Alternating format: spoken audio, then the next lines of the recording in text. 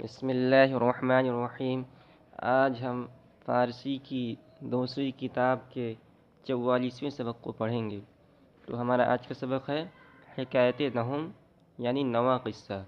یہ صفحہ نمبر 27 کے نیچے میں ہے۔ ہم سبق شروع کرتے ہیں۔ حکایت نہم نواں قصہ۔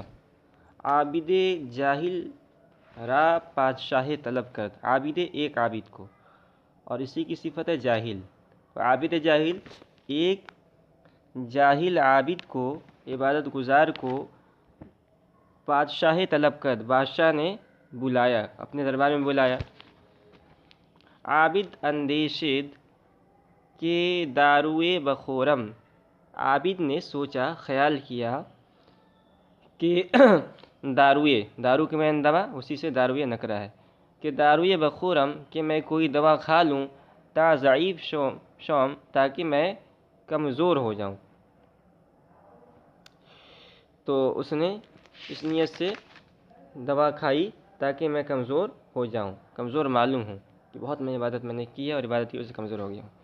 کہ حسن ظن کہ در حق من دارد زیادت شود، تاکہ میرے بارے میں بادشاہ جو اچھا خیال رکھتا ہے، زیادت شود اس میں اضافہ ہو جائے۔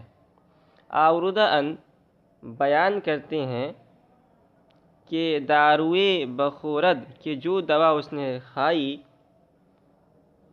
کہ اس نے ایسی دوا کھائی، زہر قاتل بود جو زہر قاتل تھا یعنی زہر تھا، تو اس نے دوا کھائی بمرد اور مر گیا۔ تو اس نے اس نیت سے دوائی کھائی تھی کہ جو ہے میں جو ہے بہت زیادہ کمزور معلوم ہوں گا اور بادشاہ کے حسن ظن میں اضافہ ہو جائے گا، لیکن وہ زہر والی دوائی کھا کر مر گیا۔ آنکھیں چو پستہ دی دمش ہمہ مغز، جس کو میں نے پستہ کی طرح گری ہی گری سمجھا تھا، جس کو میں نے پستہ کی طرح